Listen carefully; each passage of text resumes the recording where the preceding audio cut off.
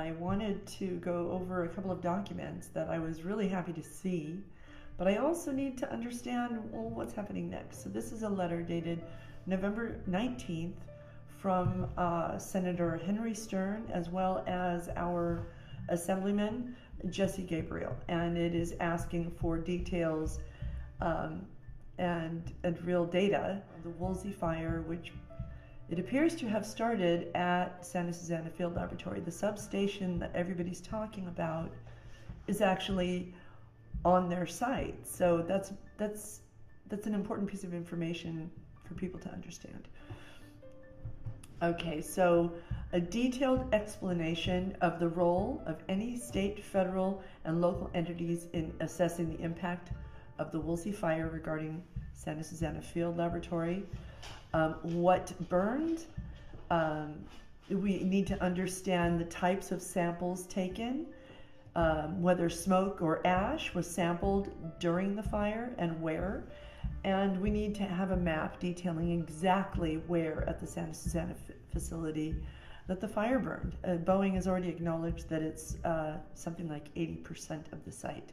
I'm really happy to see that a lot of Area 4 did not burn. That's very good, but that doesn't change the impacts of that burned material falling across this area. I was really disappointed to see that they, I guess, are telling the same story, that there wasn't enough water at Outfall 2 after the first rain that followed the Woolsey fire. Here's Outfall 1.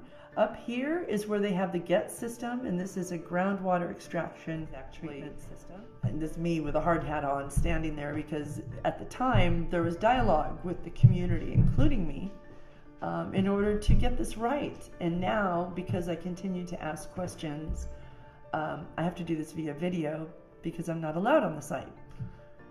Sorry, that means all of you get to see this, and maybe that's even better because before they weren't answering me and nobody knew, now they're not answering me and all of you know.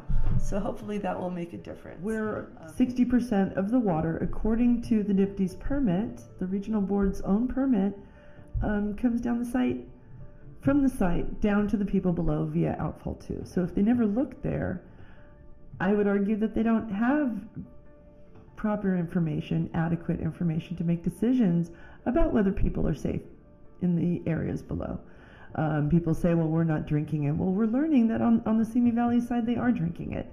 They are drinking blended groundwater. So it matters if contaminated water continues to contribute to that. So that's why we expect sampling. So when I've made this argument, and it turns out, according to Boeing, I've been making this argument since 2013, and they've been making sure that nobody hears me. I think this fire really is another demonstration of why that's so important to really reconsider, because instead of listening to my presentation, they had a presentation ready and waiting for me. That's what they did. That's what they decided to do, was to protect themselves. The water board asked for a presentation to be done by the Boeing contractor. That was done so that they could discount anything that I might say. As a citizen going to a regional water board meeting to make public comment about my concerns, their job is not to shut me down before I even get there, which is what they did according to this Public Records Act request that I filed. And yes, I was angry about that. I was very frustrated because imagine that. I would have thought that at least they would nod and pretend, but they didn't even pretend to hear me. Instead, they just said, no, there's no water here, while Bell Canyon continues to flow every day. This is where it starts. We can see it. We can see where these two meet.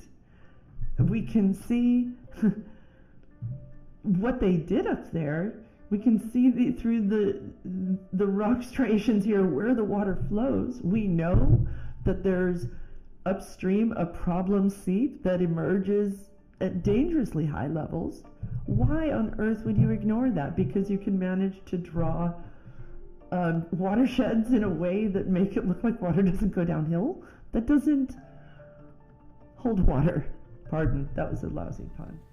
Okay, so we can see that you can really follow where water flows by looking at the green. So you could look where the trees are, the beginning of Bell Creek, okay? So water flows from this side and from this side, and it comes together here. So we can see the fence line very, very vaguely, but that indicates where the seeps are that they sample, where the property line is, which means that the samples on the seeps are actually on property, not off property. Certain metals, strontium, cesium, we need to know. We need to know about the dioxins, understanding the brush fire creates dioxins. Where the parking lot is, where the trail is that leads down to where the seeps are, where they're supposed to be sampling. But importantly, when we back out, we can see that, see, this is how the water actually does flow. You can follow the green, follow the trees, right? So follow the trees. You can see it going down here. This is right next to the road, so why not put an outfall there? That would be much truer. That would be in keeping with if you actually wanted to know what the water quality is of the water that is leaving the site from Santa Susana Field Laboratory. Now, if you don't want to know that, you might look somewhere else. For example, this high point where there's never any water.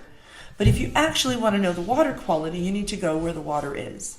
And we know that right upstream from that is a seep that is identified as emerging at on an average of 1,000 parts per billion in TCE, which is way above the action level of 5.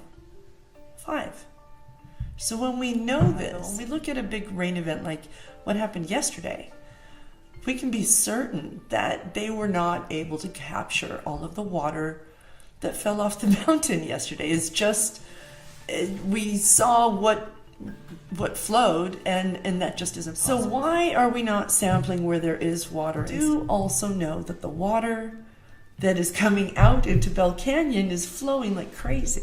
So if you know that water is there, and you look up the mountain, there isn't anything else there except for Santa Susana Field Laboratory, it isn't crazy to expect that that water originated within, I hope that will change very soon.